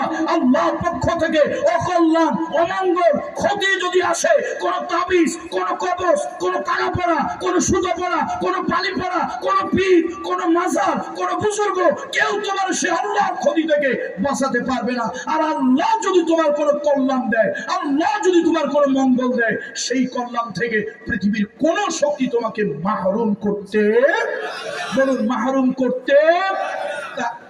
আপনারা বলেন, আমরা যারা ধর্মকর্ম পালন করি, আমরা নাকি সেকেলে, আমরা নাকি ব্যাকডেটেড, আমরা নাকি এই যুগের না, আমরা নাকি বিজ্ঞান মনস্ক না। তো আমি জিজ্ঞেস করি, বুদ্ধিজীবী নামধারী বুদ্ধি প্রতিবন্ধীরা জিজ্ঞেস করি, এ প্রতিবন্ধী, তুই যে 10 টাকার মোমবাতি কিনে আগুন জ্বালাইয়া তার সামনে মাথা নত করে রইলি, এইটা তোর কেমনে কল্যাণ করবে? করতে পারে? ওইটা যদি কল্যাণ না করে তো মঙ্গল প্রদীপ হইল কেন? ক্ষতির প্রদীপ। কিসের প্রদীপ? ক্ষতির প্রদীপ। মঙ্গল হইল কেন? এই যে আগুনের সামনে মাথা নত করে দাঁড়িয়ে থাকে, যেই নামই দেওয়া হোক, ভাই আমার বাবা একজন বড় পীর, আমি সেই পীরের সন্তান, আমিও পীর, তবে মুরিদবিহীন পীর, হয়তো মুরিদ করি না। এখন প্রশ্ন হলো, আপনারা এলাকার কেউ আমার চিনে ফেললেন, আরে আপনার আব্বা তো অনেক বড় একজন বুজুর্গ ছিল, আপনি সেই বুজুর্গের সন্তান, আপনিও তো সার্টিফিকেট ধারী পীর। আচ্ছা ঠিক আছে হুজুর, আমরা একটা কাজ করি, আমরা শ্বেত পাথর দিয়ে সুন্দর একটা ভাস্কর্য তৈরি করি, আপনার বাপের খানকার এক পাশে রাখি, আপনার বাবার মৃত্যু দিবস 22শে নভেম্বর, আমরা সেদিন যাব, একটু এই ভাস্কর্যের সামনে একটু ফুল দিয়া, একটু মোমবাতি আগরবাতি জ্বালাইয়া, আল্লাহর একজন বুজুর্গ হলি একটু নীরবে মাথা নত করে দাঁড়িয়ে থাকবো। কাজটা ভালো হবে না ভাই? কেন খারাপ? না করবেন কেন? তালে তালে তাল দেন কেন? আর একজন বুজুর্গ মানুষ, আপনারা কি করবেন না, একটু মাথা নিচে করিয়া একটু 2 মিনিট নীরবে দাঁড়িয়ে থাকবেন, অসুবিধা কি? অসুবিধা আসেনি? কোনো অসুবিধা আছে? বলে হুজুর আপনার বাপ তো ছোট পীর, আর দেশি পীর বিদেশি পীর, বড় পীর ছোট পীর, জেতা পীর মরা পীর, যত পীর হোক রাসূলুল্লাহ থেকে বড় পীর পৃথিবীতে হয় নাই কিয়ামত পর্যন্ত। তো এই কোন পীরের ভাস্কর্য বানাইয়া যদি এই খানকার এক কোনায় রেখে একটু বছরে একদিন ফুল দেওয়া, মাথা নত করে দাঁড়িয়ে থাকা, 3 মিনিট নীরবে দাঁড়িয়ে থাকা, এটা যদি বৈধ হইতো, হুজুর শ্বেত পাথর না, প্রত্যেক সাহাবী বুকটারে ফাটতো, কলজাটারে বাইর করতো, সেই কলজা শুকাইয়া ওই কলিজা দিয়ে রাসূলুল্লাহ একটা ভাস্কর্য বানায়। রাসূলুল্লাহ পরে পৃথিবীতে আসমানের নিচে জমিনের উপরে সব থেকে বড় বুজুর্গের নাম বলে, আবু বকর সিদ্দিক রাদিয়াল্লাহু তাআলা। এই শুনেন, কোরআনুল কারীমের 49 নম্বর সূরা, সূরাটার নাম হুজুরাত। সূরার নাম কি? কত নম্বর সূরা? 49 নম্বর সূরা। এই সূরার প্রথম আয়াত, লা তুকাদ্দিমু বাইনা ইয়াদাইল্লাহি ওয়া রাসূলিহি ওয়াত্তাকুল্লাহ ইন্নাল্লাহা সামিউন আলিম। এই আয়াতের তাফসীরে জালালাইনের হাসিয়ায় ইবনে কাসিরে অন্তত 10টা তাফসীর ঘাটাঘাটি করে দেখলাম। আল্লাহ রসুলের একজন সাহাবী, নাম হলো আবু দরদা, হৃদয় থেকে ভক্তি শ্রদ্ধা নিয়ে পড়েন রাদিয়াল্লাহু তাআলা আনহু। সাহাবীর নাম কি? আবু দরদা। একটু দরবেশ টাইপের ছিল। দরবেশ মানে আত্মভোলা, মানে দুনিয়ার একটু টেট ব্যাট, হিসাব কিতাব কম, এরকম কিছু লোকজন আছে কিনা বলে? দুনিয়ার হিসাব কিতাব কম এরকম কিছু লোকজন, 2-4 জন লোক পৃথিবীতে আছে না নাই? রাসূলুল্লাহর এরকম একজন সাহাবী, নাম কি একটু বলেন? রাদিয়াল্লাহু তাআলা, শ্রদ্ধার সাথে বললাম রাদিয়াল্লাহু তাআলা। এই আবু দরদা হাঁটতেছে, দুনিয়ার টেট ব্যাট, দুনিয়ার বুদ্ধি, দুনিয়ার খেয়াল তার কম, হাঁটতেছে তো হাঁটতেছে। হঠাৎ রাসূলুল্লাহ ডাক দিলেন সাল্লাল্লাহু আলাইহি ওয়াসাল্লাম, এ আবু দরদা, কার সামনে দিয়ে হাঁটো? দরবেশ মানুষ তো, আত্মভোলা মানুষ, দুনিয়া ত্যাগী মানুষ, খেয়াল নাই কার সামনে দিয়ে হাঁটে। পিছনে তাকায় দেখে আবু বকর সিদ্দিক রাদিয়াল্লাহু তাআলা। তাহলে বলেন তো, আগে হাঁটতেছে কে? আবু দরদা রাদিয়াল্লাহু তাআলা পরে রাদিয়াল্লাহু তাআলা আনহু। পিছনে হাঁটতেছে কে? বলেন তো, সামনে হাঁটতেছে কে? পিছনে হাঁটতেছে কে? আবু বকর সিদ্দিক রাদিয়াল্লাহু তাআলা আনহু। দেখেন, এতটুক জিনিস, শুধু উনি পিছনে হাঁটতেছেন, উনি সামনে হাঁটতেছেন, উনি আগে হাঁটতেছেন অন্য মনস্ক হইয়া, আর তার পিছনে হাঁটতেছেন কে? আবু বকর সিদ্দিক। এতটুক দৃশ্য রাসূলুল্লাহ সহ্য হয় না, এতটুক দৃশ্য রাসূলুল্লাহ সহ্য হয় নাই। এ আবু দরদা, খবরদার, আমার আবু বকর সিদ্দিকের সামনে হাঁটবে না। আল্লাহর সূর্যটা আকাশে ওঠে, আকাশে ডুবে যায়, এই সূর্য এমন কোন ব্যক্তির উপরে উদয় হয় নাই কিয়ামত পর্যন্ত, এমন কোন মায়ের সন্তানের উপরে এই সূর্য অস্তমিত যাবে না যেই ব্যক্তি আমার আবু বকর সিদ্দিক থেকে শ্রেষ্ঠ। তোমার বাপ হাগ্যা শোষে না, মুত্যে পাতল হয় না, সেই বাপের নামে মাজার করছো ওরস শরীফ, খসরস শরীফ, নওরস শরীফ, ফাতিহা শরীফ। হাগ্যা কি করে নাই? মুত্যা কি করে নাই? সেই বাবার নামে কত কিছু। আবু বকর সিদ্দিক দুনিয়ার বাবাদেরও বাবা, দুনিয়ার বাবাদেরও আবু বকর সিদ্দিক। সে আবু বকর সিদ্দিক, তাকে পিছনে রেখে আবু দরদা হাঁটতেছিলেন। সহ্য হয় নাই রাসূলুল্লাহ সাল্লাল্লাহু আলাইহি ওয়াসাল্লামের। খবরদার আবু দরদা, আমার আবু বকর সিদ্দিক তার সামনে দিয়ে হাঁটবে না। বন্ধুরা, আমার প্রশ্ন হলো, আমার বাবার ভাস্কর্য তো পরের কথা, রাসূলুল্লাহ সাল্লাল্লাহু আলাইহি ওয়াসাল্লামের পরে সাহাবী আবু বকর সিদ্দিকের ভাস্কর্যটাও সাহাবীরা বানাতেন খুব দামি জিনিস দিয়ে। তার কারণ তারা জানেন ইসলাম। রাসূলুল্লাহকে জিজ্ঞেস করা হয়েছিল, লেমা বুইস্তা, পৃথিবীতে আপনি কেন এসেছেন? রাসূলুল্লাহ বলেছিলেন, বুইস্তু লিকাসরিল আসনাম। সুতরাং আমাদের মুসলমানদের কথা এক, ভাই, ইবাদত কার হবে? ইবাদত কার হবে? মাথা ঝুঁকানো কার হবে? বন্দেগী কার হবে? দাসত্ব কার হবে? হুকুমের তাবেদারি কার হবে? আল্লাহর হবে। এই জন্য সব নবীর দাওয়াত ছিল একরকম, আনি'বুদুল্লাহ। বলেন, আনি'বুদুল্লাহ, আনি'বুদুল্লাহ, আল্লাহর ইবাদত করো, আল্লাহর ইবাদত করো, শয়তানের নয়, পীরের নয়, পরীর নয়, ভাস্কর্যের নয়, আগুনের নয়, মোমবাতির নয়, আগরবাতির নয়, পাহাড়ের নয়, সূর্যের নয়। আনি'বুদুল্লাহ, ইবাদত কার করো? ওয়ালা তুশরিকু বিহি, আল্লাহর সাথে কাউকে শরীক করিও না। এই বন্ধুরা, হযরত লোকমানের ইজ্জত, সম্মান, মূল্য, মর্যাদা বেড়েছিল। হযরত লোকমানের ইজ্জত, সম্মান, মর্যাদা, মূল্য বেড়েছিল শিরকের বিপক্ষে অবস্থান নেওয়ার কারণে। আজকেও যদি কোনো বন্ধু পৃথিবীতে আল্লাহর কাছে, ফেরেশতার কাছে ইজ্জত, সম্মান, মূল্য, মর্যাদা বাড়াতে চান, শিরকের বিপক্ষে অবস্থান নেন, আল্লাহর কসম আপনার ইজ্জত আল্লাহ ফলায় দেবে। কিসের বিরুদ্ধে অবস্থান নেবেন? কিসের বিরুদ্ধে? গাছ পূজা, মাছ পূজা, তরকারি পূজা, আগুন পূজা, কাঠ পূজা, পীর পূজা, আগরবাতি পূজা, মোমবাতি পূজা, মাজার পূজা, বাজার পূজা, মুসলমান হইয়া দরগা পূজা, দুর্গা পূজা। হিন্দু ভাইরা করে ওইটা তার ধর্ম, আমরা করব না, আমরা করব না। কথা ঠিক কিনা বলুন? সুতরাং আসুন, আল্লাহ তাআলা সব পয়গম্বরদের দাওয়াত ছিল একরকম, আনি আবুদুল্লাহ ওয়াজতানিবুত তাগুত। সুতরাং এই দাওয়াত দিয়েছেন, তাগুতকে বর্জন করার জন্য বলেছেন। আজকে দুর্ভাগ্য, দুঃখ লাগে, সেই তাগুত আমরা চিনি না, জানি না। আরে ভাই, লা ইলাহা ইল্লাল্লাহর কালেমাটা যদি তুমি ঠিকমতো জানো, লা ইলাহা ইল্লাল্লাহর কালেমাটা যদি তুমি ঠিকমতো পড়ো, তাহলে তোমার তাগুত চেনা লাগবে না, তাগুত তোমারে খুঁজে বের করবে। তোমার কি চেনা লাগবে না বলেন? তাগুত তোমার চেনা লাগবে না, তাগুতেরা তোমারে খুঁজে বের করবে। বন্ধুরা আমার, অনেকে ব্যাখ্যা করেছেন অন্যরকম, কয় আবু বকর সিদ্দিকের তো জেল ফাঁসি হয় নাই। ভাই, আপনি ইতিহাস জানেন না। আপনি জানেন ওল্লার মন্ত্র, বল্লার মন্ত্র, পিঁপড়ার মন্ত্র। আচ্ছা, আপনি সাপের গদে হাত দেন কেন? আপনি যা জানেন সেটুকু তো হাত দেবে। কথা কি ঠিক কিনা বলেন?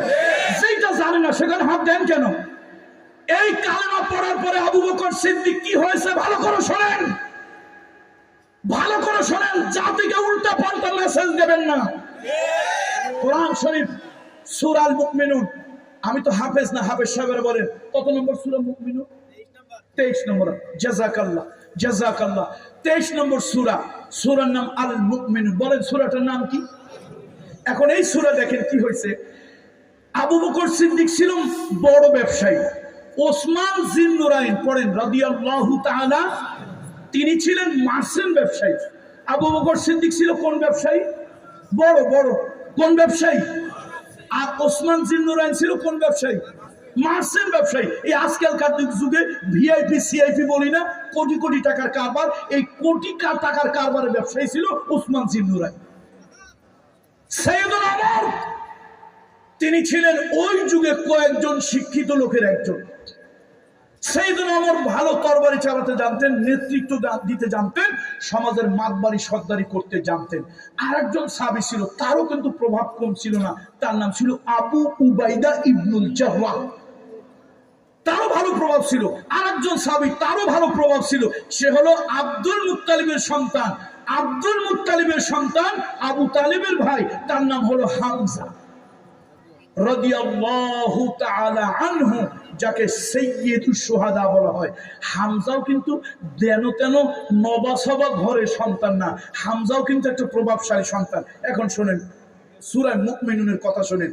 আবু বকর সিদ্দিক ব্যবসা যায় ভাব, ওসমান জিন্নুরাইন একজন ভিআইপি সিআইপি, ব্যবসা প্রায় বন্ধ হয়ে গেছে, ব্যবসার ভালো দিন নাই।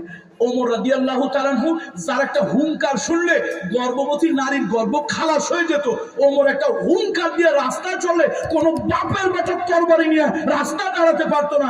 আজকে সেই ওমরকে হিসাব কিতাব করে চলতে হয়। কিসের কারণে? এই কালেমা গ্রহণ করার কারণে। এখন আমাদের দেশে কিছু একটা হইলেই সব আলোচনা, দুনিয়ার যত বুদ্ধিজীবী সব চায়ের দোকান। ভাই, দুনিয়ার যত বুদ্ধিজীবী কোথায় আছে ভাই? ওরে বাবা, 2 টাকার চা খায়, 10 টাকার গপ মানে, আর এরকম ডাফা ডাফা কথা কয়, মনে হয় যেন বুদ্ধিজীবী। বুদ্ধিজীবী। এখন ওই যুগে তো এরকম চার দোকান ছিল না, মানে চা বলতে সরাইখানা। আমাদের যুগের একরকম, তাদের যুগের, তাদের এনভায়রনমেন্ট, তাদের ক্লাইমেট, তাদেরটা ছিল একরকম। এখন এই গোটা মক্কার যত এরকম সরাইখানাগুলো আছে, হোটেল আছে, দোকান মাখান আছে, গল্পের জায়গা আছে, সব জায়গায় কথা একটা। কথা কয়টা ভাই? একটা আওয়াজ দিয়ে বলেন তো ভাই, কথা কয়টা? কথা একটা। কয়েছে আরে কি কালেমা পড়, কি কালেমা পড়লো। আবু বকর কত দামি মানুষ ছিল, আরে ওমর হুঙ্কার শুনলে থরথর করে কাঁপতো। উসমান জিন্নুরাইন কি বেটা একটা মার্চেন্ট ব্যবসায়ী ছিল, কি কালেমা পড়লো, সব গেল, সব হারাইলো। এখন পালায় পালায় থাকে, রাতের বেলায় পাহাড়ে পাহাড়ে গিয়ে থাকে। ওই যে কয়দিন জান না বাঁচাতে পেরে কোথায় গেছিল ভাই? কোথায় গেছিল? আবিসিনিয়া। কথা বলেন না কেন? কোথায় গেছিল? জান বাঁচানোর জন্য আবিসিনিয়া চলে গেছিল। কি পরিস্থিতি এখন! ওই কিছু ওই চায়ের দোকানের বুদ্ধিজীবীরা ওই মাকানে মাকানে, দোকানে দোকানে, মোড়ে মোড়ে বলে, আরে কি কালেমা পড়লো, কি কালেমা পড়লো, আবু বকর সিদ্দিক হারাইলো সব, ওমরের নেতৃত্ব গেল, ওসমানের মতো একটা জিন্নুরাইন রাদিয়াল্লাহু তাআলা আনহু, ওসমানের মতো একটা লোক মার্চেন্ট ব্যবসায়ী, সে এখন গেল নিবু নিবু হইয়া, আরে দেখছো অমর পালায় পালায় থাকে, গেছে গেছে। এই কথাগুলি কে শুনতেছে? আরশের মালিক আল্লাহ শুনেছে। আমার আল্লাহ তাআলা কথার জবাব দিয়ে দিলেন, এই কাফেরের বাচ্চারা ভালো করে শোন, তোরা মনে করতেছিস ব্যবসায়ী হলো সফলতা, তোরা মনে করতেছিস নেতৃত্ব সফলতা, তোরা মনে করছিস সমাজের ভিতরে হেরম মারা সহ সফলতা, না, কদ আফলাহাল মুমিনুন। আরে আমার কালেমার জন্য এরা সব হারাইছে, বাড়ি হারাইছে, ঘর হারাইছে, আপনজন হারাইছে, পাগলা পালা বেড়াচ্ছে, মামলা হামলার ভিতরে আছে, কিচ্ছু হারায় নাই। কদ আফলাহাল মুমিনুন, আমি আল্লাহ সাক্ষ্য দিচ্ছি ওরা সফল হয়ে গেছে।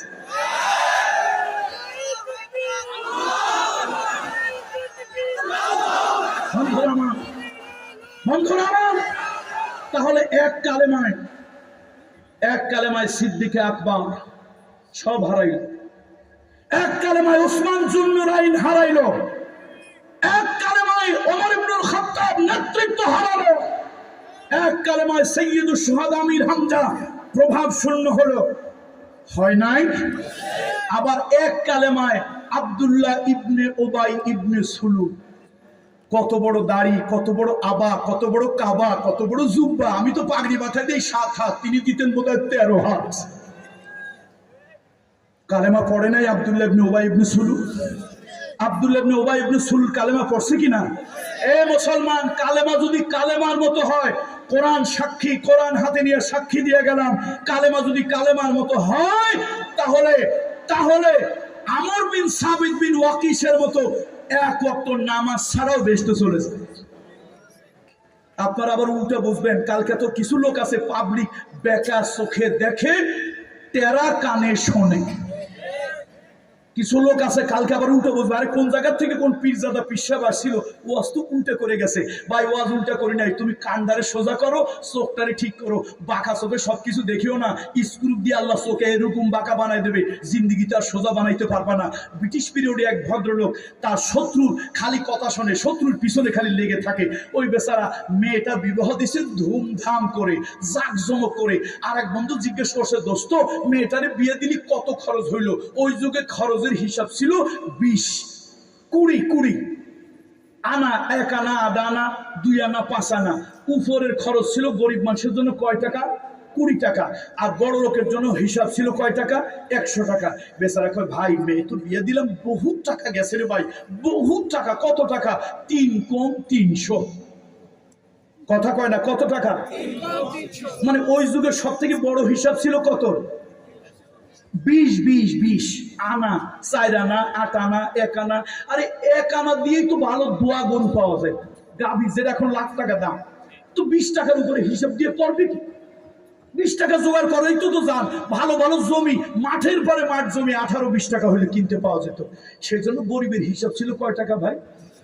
আর বড় লোকের হিসাব ছিল 100 টাকা সর্বোচ্চ। তো এখন বেচারা মেয়ে বিবাহ দিছে ধুমধাম করে, খরচ হয়েছে কত ভাই? 300 টাকা থেকে কয় টাকা কম? তো বেচারা বলছে 3 কম 300। ওই পাশে ছিল শত্রু, তাকাইছে কোন কোন চোখে? বাঁকা চোখে, টেরা চোখে। শুনছে কোন কানে? বাঁকা কানে শুনছে। উনি শুনছে ইনকাম ট্যাক্স। ওই বেচারা বলছিল 3 কম 300, উনি শুনছে ইনকাম ট্যাক্স। তো কালকে আবার বলবে, আরে কোন জায়গা থেকে কোন পিঠ ধরে আনলো? এ তো উল্টা ওয়াজ করে গেছে। ভাই উল্টা ওয়াজ করি নাই। উহুদ যুদ্ধে একজন অমুসলিম যুবক উহুদ যুদ্ধে শাহাদাত বরণ করেছিলেন, যার নাম আমর বিন সাবিত বিন ওয়াকিস। কলিজা থেকে শ্রদ্ধা নিয়ে পড়েন রাদিয়াল্লাহু তাআলা আনহু। তার আরেকটা পরিচয় দিয়ে দেই, তাহলে আপনাদের জন্য সহজ হবে। একজন জগৎ বিখ্যাত একজন সাহাবী আছেন, হুযাইফাতুল ইয়ামান। পড়েন রাদিয়াল্লাহু তাআলা। এই হুযাইফাতুল ইয়ামান রাদিয়াল্লাহু তাআলা আনহুর বোনের ছেলে, ভাগিনা। বোনের ছেলেকে আমরা ভাগিনা বলি না? এই বোনের ছেলে হলো আমর বিন সাবিত বিন ওয়াকিস। ডাক নাম হলো উসাইরিন। বলেন তো সবাই একটু নামটা কি? ডাক নামটা সিন দিয়া, সদ দিয়া, সা দিয়া, সিনও না, সাও না, সদ, উসাইরিন। বলেন নাম কি? উসাইরিম। এই উসাইরিম অনেকবার তারে ডাকছে, এই দ্বীনের পথে ডাকছে, ইসলামের জন্য ডাকছে, কিন্তু বেচারা আসে নাই, দ্বীন ইসলাম গ্রহণ করে নাই। এখন উহুদের যুদ্ধটা হয়েছিল কবে? 625 খ্রিস্টাব্দের 23 মার্চ, রোজ ছিল শনিবার, 7ই শাওয়াল, 3য় হিজরি। রোজ কি বার ভাই? শনিবার। তো সকালবেলায় সবাই রওনা হয়েছে আবু সুফিয়ানকে প্রতিরোধ করার জন্য। এখন ওই যে আবাওয়ালা, কাবাওয়ালা, দাড়িওয়ালা, টুপিওয়ালা, জুব্বাওয়ালা, নামটা কি? আব্দুল্লাহ ইবনে ওবাই ইবনে সুলুল। এই লেবাসদারি, পোশাকদারি, ভেষধারী মুনাফিক, ভণ্ড, প্রতারক, হিপোক্রেট, সে উঠে কয়, এই তোমরা যাও কই? তো আমরা যাইতেছি মদিনার বাহিরে, আবু সুফিয়ানের বাহিনীকে প্রতিরোধ করব। কয় যে মোহাম্মদ রাসূলুল্লাহ সাল্লাল্লাহু আলাইহি ওয়াসাল্লামকে আমি যে বললাম না, তাদেরকে মদিনায় ঢুকতে দেব, মদিনার ভিতরে ফেলাইয়া চোরাগুপ্তা হামলা করব, অলিগলি দিয়ে আমরা তাদেরকে হামলা করব। মুহাম্মদ সাল্লাল্লাহু আলাইহি ওয়াসাল্লাম তোমাদের কথা শুনলো, আমার কথা শুনলো না কেন? আমি কি কেউ না? এ বনু খাজরাজ, এ বনু খাজরাজ, কারা কারা আছো? লোক কত? টোটাল লোক কত? 1000। বলেন টোটাল লোক কত? কোন দিকে যাইতেছে? উত্তর দিকে, উহুদের দিকে যাইতেছে।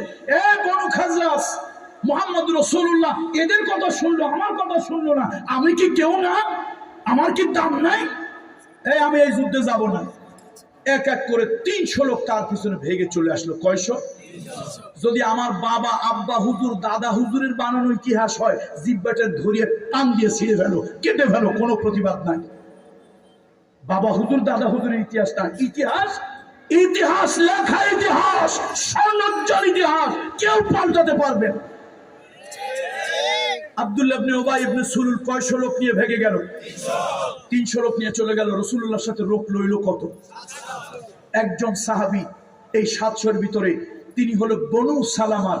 এই আপনারা ওমরায় আর হজে যারা গেছেন, একটা জায়গায় গিয়ে 2 রাকাত নামাজ পড়ছেন, সেই জায়গাটার নাম হলো মসজিদ জুল কিবলাতাইন। পড়ছেন নি আপনারা? এই জায়গাটার নাম হলো বনু সালাম। এই জায়গাটার নাম কি? এই বনু সালামার একজন মুরব্বী, একজন বয়স্ক লোক, তার নাম হলো আমর ইবনুল জুমুহ। কলিজা থেকে শ্রদ্ধা নিয়ে পড়ে রাদিয়াল্লাহু তাআলা। বুড়ো মানুষ ভাইরে, বুড়া মানুষ, একটা পা একটু ডিফিট আছে। রাসূলুল্লাহর কাছে গিয়ে হুজুর আমি যুদ্ধে যাব। নবী কয় না, তুমি 4 জন ছেলে দিছো, তোমার যাওয়া লাগবে না। ইয়া রাসূলুল্লাহ আমার মন মানে না, ওরা আসবে 3000, নবীজির পিছনে লোক নাই, আল্লাহর হাবিবের পাশে লোক নাই, আমি রাসূলুল্লাহর পিছনে যাব, দাঁড়াবো। রাসূলুল্লাহ রাজি হয় না। মহিলাদেরকে, শিশুদেরকে, বুড়ো মানুষদেরকে যুদ্ধে নেওয়ার জন্য আল্লাহ তাআলা আমাকে পারমিশন দেন নাই। কান্না শুরু করে দিল, হুজুর আপনি আমার চামড়াটারে ঢিল দেখছেন, আমার এই পাউটারে খোড়া দেখছেন, আপনি আমারে নেবেন না? আমার অন্তরটা, আমার ইমানটা এখনো কিন্তু বুড়া হয় নাই, আমার ইমানটা তাজা আছে, ইমানটা যুবক আছে। ইয়া রাসূলুল্লাহ আপনি যদি আমাকে জিহাদের ময়দানে নেন, আমি শপথ করছি আল্লাহর নামে, আল্লাহর জন্য জীবন দেব, আল্লাহর জন্য জীবন দেব, আমি যুদ্ধের ময়দান থেকে পালিয়ে আসবো না। বাড়ি গিয়ে বউরে যখন বলছে, বউ কয়, বোন নাম ছিল হেন্দ। বোন নাম ছিল কি? হেন্দ বিনতে আমর বিন হেরাম তার বোন নাম। বউ কয়, মিয়া বুড়া মানুষ, এই বুড়া কালে অকাম করতে যাবা, তুমি তো গিয়ে ভাইগে আসবা। তুমি যখন ভাগবা, খোড়া পাউটা দিয়ে খোড়ায় খোড়ায় ভাগবা, তোমার দেখা দেখি কত যুবকের মন ভেঙে যাবে, আল্লাহ রসুলের ক্ষতি হবে। স্বামী তুমি বুড়া মানুষ যাইও না, একটা আউল লাগাইও না, পেঁচ লাগাইও না। আমর ইবনুল জুমুহের চোখ দিয়ে দরদর করে পানি পড়তেছে। এই বিবি তুমি কি আমার কাপুরুষ মনে করছো? আরে আমি বুড়া হইতে পারি, আল্লাহ আমারে মাজুর বানাইছে, ওজোর আছে, আমার একটা পাও ডিস্টার্ব আছে, কিন্তু তাই বলে আমার ইমানের ডিস্টার্ব নাই। শোনো বিবি, ভালো করে শোনো, প্রয়োজনে শহীদ হয়ে যাব, আল্লাহর কসম রাসূলুল্লাহর ছেড়ে ময়দান ছেড়ে পারো না। সাথে সাথে 2টা হাত তুলছে আকাশের দিকে, আল্লাহুম্মা আল্লাহুম্মা লা তারুদ্দুনি ইলা আহলি। এই আরশের মালিক, আমার এর বাড়িতে ফিরাই আনিও না। কার কথা বলতেছিলাম? উসাইর। এখন সাহাবীরা 2 বছর পর্যন্ত দাওয়াত দিছে, ইসলামের দাওয়াত। মামার নাম কি বলছিলাম? হুযাইফাতুল ইয়ামান, তার ভাগনা, দ্বীন ইসলাম গ্রহণ করে নাই। এখন আজকে এই যুবকটা মনে মনে চিন্তা করে, মুহাম্মদ রাসূলুল্লাহ এখন তো ইসলাম গ্রহণ করে নাই, রসুল এই জন্য চিনতে পারে নাই। কয় মুহাম্মদ রসুল্লাহ লোক হইল মাত্র 700, ছিল 1000, এক বেটা ভণ্ড প্রতারক 300 নিয়ে ভেগে চলে গেল। আচ্ছা মুহাম্মদ সাল্লাল্লাহু আলাইহি ওয়াসাল্লাম কেমনে কি করবে, যাই একটু দেখি, আমার তো অসুবিধা নাই, মুসলমানেরা ভদ্র, আমার কেউ মারবে না, আর আবু সুফিয়ান কাফের, আমরাও কাফের, কাফেরে খালাতো ভাই, অসুবিধার কোনো কারণ নেই। যুদ্ধ দেখার জন্য কোথায় গেছে ভাই? উসাইরাম কি মুমিন না কাফের? এখন যুদ্ধ দেখতে গেছে ভাই। যুদ্ধ দেখতে গিয়ে আল্লাহর কি কুদরত, তার অন্তরের দৃষ্টি খুলে গেছে, ইমানের নিয়ামত, ইমানের দৌলত আল্লাহ তার নসিব করে দিয়েছে। এখন সে দেখে কি মুসলমানেরা বাঁচা যত পছন্দ করে, শহীদ হওয়া তার থেকে বেশি পছন্দ করে, এই দুনিয়ার ধন দৌলতকে যত পছন্দ করে, রাসূলুল্লাহকে তার থেকে বেশি পছন্দ করে, নিজের জীবন, বাপ মার জীবনকে যত গুরুত্ব দেয়, আল্লাহর হাবিবের জীবনকে তার থেকে বেশি গুরুত্ব দেয়। এই দুনিয়ায় বেঁচে থাকা আমরা যেরকম ভালোবাসি, তারা শাহাদাতের পেয়ালা পান করতে এর থেকে বেশি ভালোবাসে।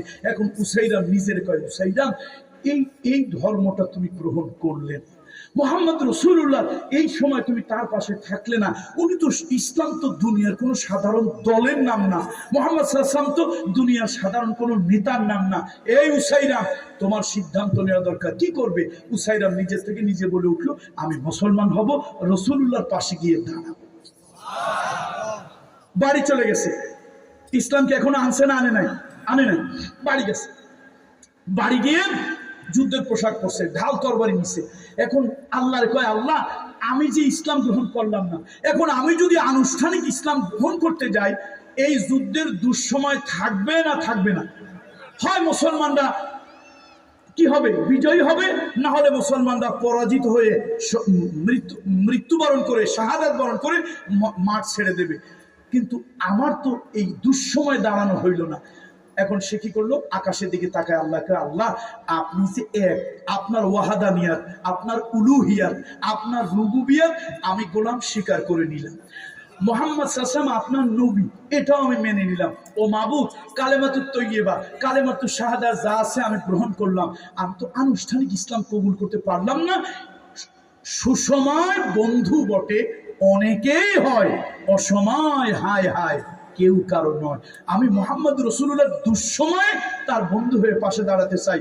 ও মালিক, এই যে আমি এতটুকু ঈমান গ্রহণ করলাম, আমি যদি এই অবস্থায় মারা যাই, শহীদ হয়ে যাই, আমি যে কাফের নই, আমি যে একজন নব মুসলিম, এই সংবাদটা ওহীর মাধ্যমে আপনার রাসূলকে জানাই দিই। এই বলে কোথায় ঝাঁপায় পড়ছে? আবু হুরায়রা থেকে হাদিস বর্ণিত, শোনেন। আবু হুরায়রা রাদিয়াল্লাহু তাআলা থেকে হাদিস বর্ণিত, ইসলামটা গ্রহণ করছে এমন একটা সময়, নামাজের ওয়াক্ত তখনও হয় নাই। বলেন, নামাজের ওয়াক্ত তখনও? আবার রাসূলুল্লাহর পিছনে লড়তে এমন এক সময় শহীদ হয়ে গেছে, নামাজের ওয়াক্ত যায় নাই। নামাজের ওয়াক্ত কি হয় নাই? তাহলে নামাজের ওয়াক্ত যায় নাই, নামাজের ওয়াক্ত হয় নাই, এই লোকটা কি নামাজ পড়ার সুযোগ হয়েছে? বাস, কথা এইটুকু শেষ। এখন উহুদের যুদ্ধের অনেক লম্বা ইতিহাস আপনারা তো জানেন। সর্বশেষ, at the last of all, রাসূলুল্লাহ সাল্লাল্লাহু আলাইহি ওয়াসাল্লাম বলেন, এই আমার শহীদদেরকে আলাদা করো, তাদেরকে গোসল ছাড়া দাফন করো, উহুদের মাটি দাফন করবে। এমন সময় এক মহিলা আসছে কাঁদতে কাঁদতে, ইয়া রাসূলুল্লাহ, হুজুর আপনি কি আমাকে চিনেন? নবীজি কয়, না তোমাকে কে তুমি? হুজুর আমার নাম হলো হিন্দু। কোন হিন্দু? হুজুর আমি বনু সালামা, ওই যে বনু সালামা বংশের যে লিডার আমর ইবনুল জুমু, আমি তার স্ত্রী। হুজুর আপনারে না জিজ্ঞেস করে আমি একটা কাজ করছি, আর রাসূলুল্লাহ বেয়াদবি মাফ করে দেন, একটা কাজ করছি। কি কাজ করছো? হুজুর আমার 4টা সন্তান দিছিলাম রহমতের নবীর জন্য, দ্বীনের জন্য, 4টা সন্তান শহীদ হয়ে গেছে। দুঃখ নাই, আমার স্বামী বুড়ো মানুষ, একটা পায়ে ডিস্টার্ব আছে, আপনি তো জানেন, আপনার মহব্বতে আসছিল, শহীদ হয়ে গেছে। আমি তার লাশটাকে উটের পিঠে বেঁধে বাড়ি নিয়ে যাব। উটে যত তাড়াই উট সামনের দিকে এক কদম আগায়। হুজুর আমি চেষ্টা করতেছি ঘরের পাশে, বাড়িতে নিয়ে ঘরের পাশে দাফন করব, সকাল সন্ধ্যা অন্তত স্বামীর কবরটা দেখবো, দিনের ভিতরে একটু প্রশান্তি পাবো। রাসূলুল্লাহ চোখ দিয়ে টপ টপ করে পানি ছেড়ে দিলেন, বললেন তোমার স্বামী কি কোনো দোয়া করেছিল? হুজুর বুড়া মানুষ তো, আমি যাইতে নিষেধ করছিলাম, পায়ে একটু সমস্যা আছে, ভালো মানুষ তো না, কিন্তু মাজুর, এই পাও নিয়ে কেমনে খোড়ায় খোড়ায় যুদ্ধ করবে, আমি নিষেধ করেছিলাম, আমি তাকে যেতে বারণ করেছিলাম, আমি ভয় পেয়েছিলাম সে যুদ্ধের ময়দান থেকে পালালে কত ইমানদারের দিল ভেঙে যাবে, যুবকেরা যুদ্ধের ময়দান থেকে পালাবে। তিনি বলেছিলেন বিবি, রাসূলুল্লাহকে রেখে জিহাদের ময়দান থেকে পালানো এটা হলো একটা মুনাফিকি কবিরা গুনাহ, আমি জীবন চলে যাবে রাসূলুল্লাহ সাল্লাল্লাহু আলাইহি ওয়াসাল্লামকে ছেড়ে, জিহাদের ছেড়ে, ময়দান ছেড়ে কি করব না? হুজুর আমার স্বামী একটু দোয়া করছিল আল্লাহর কাছে, আল্লাহুম্মা আল্লাহুম্মা লা তারুদ্দুনি ইলা আহলি, এ আরশের মালিক, এই পরিবার থেকে, এই পরিবারের কাছে আমার আর ফিরায় আনো না। নবীজির চোখ দিয়ে টপ টপ করে পানি পড়ে। হুজুর বললেন যাও, দোয়া আরশে আজিমে মঞ্জুর হয়ে গেছে, দুনিয়ার কোন শক্তি দিয়া আজকে তার লাশ উহুদের মাঠের বাহিরে নিতে পারবে। সাহাবীরা কি করতেছে ভাই? শহীদদেরকে কি করতেছে ভাই? দাফনের ব্যবস্থা করতেছে। আহতদেরকে কি করতেছে ভাই? চিকিৎসার ব্যবস্থা করতেছে।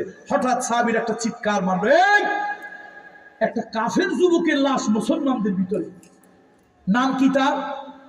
উসাইরিম আমর বিন সাবিত বিন ওয়াকিস। ডাক নাম কি ভাই? উসাইরিম, অমুসলিম। এই যুবকের লাশ কিভাবে মুসলমানদের জলিল কদরের সাহাবীদের ভিতরে ঢুকলো? চার হাত পাও ধরিয়া লাশটাকে ফেলতে যাবে, হঠাৎ একজন বলল, ভাই উসাইরিমের ঠোঁট লড়তেছে, এখনো মারা যায় নাই। কানের কাছে, মুখের কাছে কান লাগালো, ও উসাইরিম তুমি তো একজন কাফের, তোমার লাশটা ক্ষতবিক্ষত দেহটা মুসলমানদের ভিতরে কেন? উসাইরিম কয়, ভাই আমি আগে কাফের ছিলাম, কিন্তু এখন আমি কাফের নই। আল্লাহ তাআলা আমারে বাঁচা রাখছে এই কথাটা বলার জন্য। আমার কাছে আল্লাহর জান্নাতের ঘেরান আমি পাচ্ছি, মনে হয় আমি আর দেরি করতে পারবো না। রাসূলুল্লাহ কি জানাই দিও, উসাইরিম আগে কাফের থাকলেও এখন কাফের নয়। আমি আল্লাহর নবীর বিপদ দেখে, রাসূলুল্লাহর দুর্দিন দেখে, ইসলামের দুর্দিন দেখে বাড়ি গিয়া মনে মনে কালেমা পড়ে ময়দানে ঝাঁপায় পড়েছিলাম। আমি এখন আর হয়তো থাকবো না, আমি চলে গেলাম, রাসূলুল্লাহকে আমার সালাম দিও, এই বলে তিনি দুনিয়া থেকে বিদায় হয়ে গেলেন। হযরত আবু হুরায়রা রাদিয়াল্লাহু তাআলা থেকে বর্ণিত হাদিস। আবু হুরায়রা বলেন, রাসূলুল্লাহ দুইজনের কাঁধে ভর দিয়ে আসলেন। আল্লাহর নবী রক্তক্ষরণ হওয়ার কারণে দান শহীদ হয়েছে, মাথার খুলির ভিতরে লোহার হেলমেট ঢুকে গেছে, রাসূলুল্লাহ রক্তক্ষরণের কারণে হাঁটতে পারেন না। দুইজনের কাঁধের উপরে ভর দিয়া আল্লাহ রাসূল কষ্ট করে করে আসলেন, আল্লাহর হাবিব কষ্ট করে করে আসলেন। এবার ওই উসাইরিমের এই বুকটার উপরে রাসূলুল্লাহ শাহাদাত আঙ্গুলি রাখলেন। রাহমাতুল লিল আলামিন উসাইরিমের বুকের উপরে আল্লাহর হাবিব তার শাহাদাত আঙ্গুলিটা রাখলেন আর বলেন, ও উসাইরিম, আমি মুহাম্মদ রাসূলুল্লাহ সাক্ষ্য দিচ্ছি, ইন্নাকা মিন আহলিল জান্নাহ, ইন্নাকা মিন আহলিল জান্নাহ, ইন্নাকা মিন আহলিল জান্নাহ। সাহাবীদের ভিতরে কান্নার রোল পড়ে গেল, ফোঁপায় ফোঁপায় কান্না শুরু করে দিল। ও উসাইরিম, তুমি কত ভাগ্যবান, এমন সময় ইসলাম মনে মনে গ্রহণ করলে, নামাজের ওয়াক্ত হয় নাই, এমন সময় তুমি শাহাদাত বরণ করলে, নামাজের ওয়াক্ত যায় নাই, এক ওয়াক্ত নামাজ তুমি পড়তে পারলে না, একটা সিজদা তোমার ঈমানের হালাতে, একটা সিজদা তুমি আল্লাহকে দিতে পারলে না। অথচ বিশ্ব নবী মুহাম্মদ রাসূলুল্লাহ তোমার বুকের উপরে শাহাদাত আঙ্গুলিটা রেখে আল্লাহর হাবিব বিনবার বললেন, ইন্নাকা মিন আহলিল জান্নাহ, ইন্নাকা মিন আহলিল জান্নাহ। ও উসাইরিম, তোমার পরিবর্তে যদি এই জায়গায় আজকে আমরা হতাম, না জানি কত বড় ভাগ্যবান আমরা হতাম। আমার বন্ধুরা, আমার ভাইরা বন্ধুরা, এক ওয়াক্ত সালাত আদায় করার সুযোগ হয় নাই, একটা সিজদা আল্লাহকে দিতে পারেন নাই, এমন কালেমা পড়েছিলেন দিলে দিলে, ওই কালেমাটাকে আল্লাহর জান্নাতে নিয়ে গেল। আর আব্দুল্লাহ ইবনে উবাই, মাথায় টুপি ছিল, মাথায় পাগড়ি ছিল, মুখে দাড়ি ছিল, গায়ে জুব্বা ছিল, রাসূলুল্লাহ নামাজের ইমাম হয়েছেন, সেই ইমামতিতে রাসূলুল্লাহর পিছনে তিনি নামাজ আদায় করেছেন, কিন্তু আল্লাহ তাআলা জান্নাতের জন্য তারে কবুল করেন না। ফিনারে জাহান্নামা খালিদিনা ফিহা আবাদা, ফিদ্দারকিল আসফালি মিনান নার, জাহান্নামের নিচে চলে যাবে। সে যখন মারা গেল বনু খাজরাজ থেকে লোকজন চলে আসছে। ইতিহাস তো আপনারা কম বেশি সবাই জানেন। সাইয়েদনা ওমর কি করছিল বলেন তো? রাগের যন্ত্রণায় রাসূলুল্লাহর জামা টেনে ধরছে। ইয়া হাবিবাল্লাহ, ইয়া রাসূলুল্লাহ, আপনি যাবেন না। সাহাবীরা কেউ তার পক্ষে না যাওয়া, কিন্তু নবী কোন নবী? নবী কোন নবী? বলেন রহমতের নবী কোন নবী? আমার নবীর কাছে আমার মাঝে মাঝে মনে হয়, ভাই আপনার আবার উল্টা ব্যাখ্যা করি, আমার আবার এটা ফাঁসাইয়েন না। আমার কাছে মনে হয় যে আমার রাসূলুল্লাহর হৃদয়টার সাথে আটলান্টিক মহাসাগরটার যদি তুলনা করা হয়, আটলান্টিক মহাসাগর ছোট হবে, আমার হাবিবে কিবরিয়া রাসূলুল্লাহর হৃদয়টা বড় হবে। নাহলে দেখেন যে বিপদের দিনে যে বেয়াদবটা কয়শো লোক নিয়ে থাকছে, রাসূলুল্লাহ তার জানাজায় ওমর রাদিয়াল্লাহু তাআলা জামা টেনে ধরছে, তারপর রাসূলুল্লাহ কি করে যাচ্ছে। এখন ছেলে এসে কি করছে? হাতটা ধরে কাঁদে দিছে। নবী তো দিলটা ভরা কি মুহাব্বত, দয়া, মায়া, রহমাতুল লিল আলামিন। ছেলে এসে কাঁদে দিছে। ছেলের কান্না দেখে রহমাতুল লিল আলামিন হুঁশ রাখতে পারেন নাই। বাবা কান্দো কেন?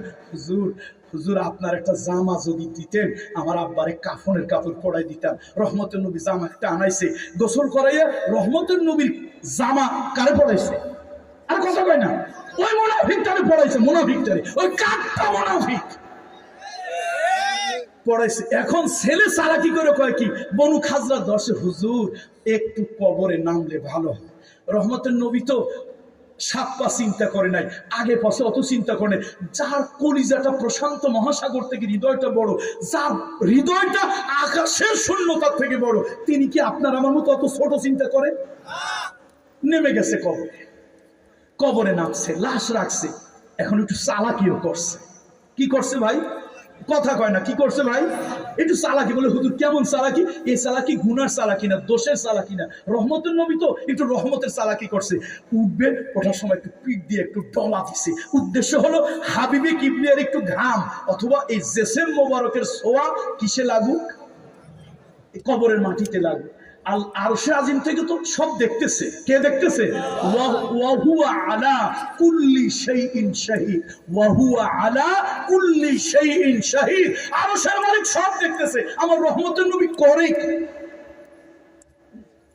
রহমতের নবী উঠছে, আল্লাহ তাআলা তারে নৈরাশ করে না। হাবিব আপনি তো রহমতের নবী, আপনার কাজ আপনি করেছেন, কিন্তু এই নাফরমানটার উপরে আমি এত রাগ হয়েছি, আমি আল্লাহ হাজারবার দোয়া করলে ওর জন্য কবুল করবো না।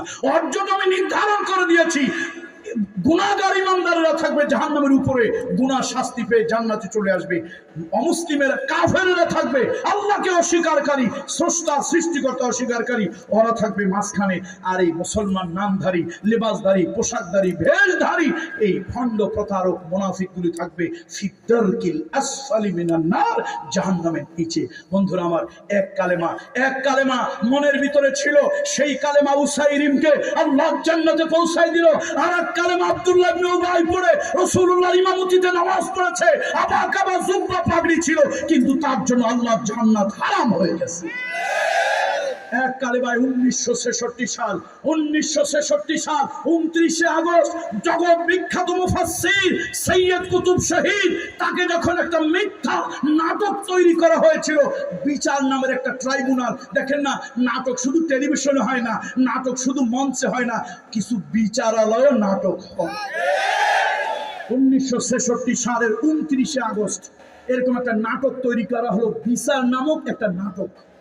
সেই নাটকের ভিলেন বিচারক রায় প্রদান করলেন, তোমার ফাঁসি। বেচারা কি করবে?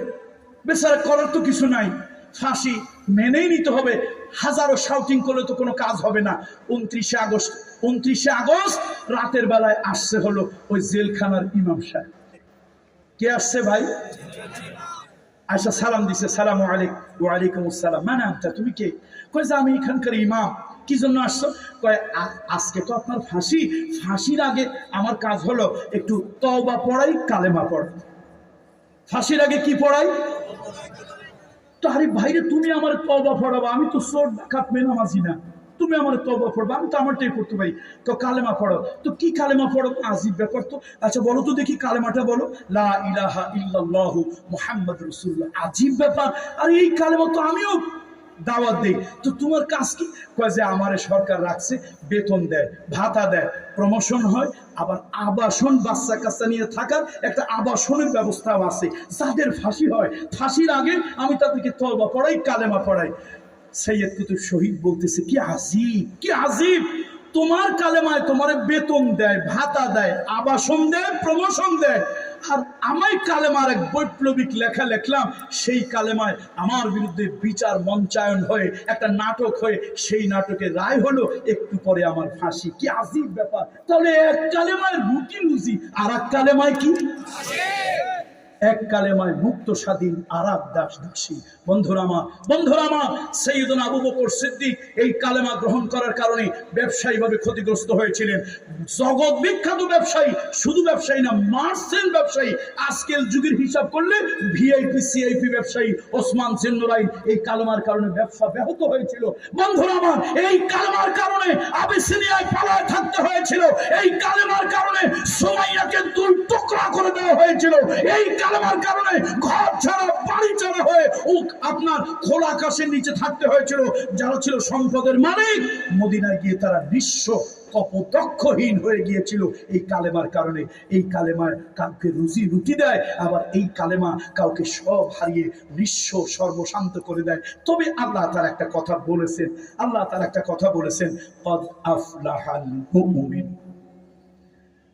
ওরা হারাইছে, সব হারাইও হারায় নাই, তোমাদের কাছে হারাইছে, তবে আমি আল্লাহর কাছে হারাই না। আসুন, দুনিয়ার সব পয়গম্বরদের দাওয়াত ছিল আনি ইবুদুল্লাহ ওয়াজতানিবুত তাগুত। আল্লাহ তাআলা আমাদেরকে সেই আল্লাহর ইবাদত, কার ইবাদত করব? বলেন, কার ইবাদত করব? যতক্ষণ পর্যন্ত দেহে নিঃশ্বাস আছে কার ইবাদত করব? কোন গায়রুল্লাহর ইবাদত করব না। কারা কারা রাজি আছে হাত উঁচু করে দেখায়। লিল্লাহি তাকবীর, লিল্লাহি তাকবীর। কোরআন সুন্নাহর আলো, কোরআন সুন্নাহর আলো। শেষ নিঃশ্বাস পর্যন্ত কার গোলামি হবে? কোন পীরের গোলামি, পরীর গোলামি, নেতার গোলামি, দলের গোলামি, নফসের গোলামি, শয়তানের গোলামি, তাগুতের গোলামি, কারো গোলামি নয়।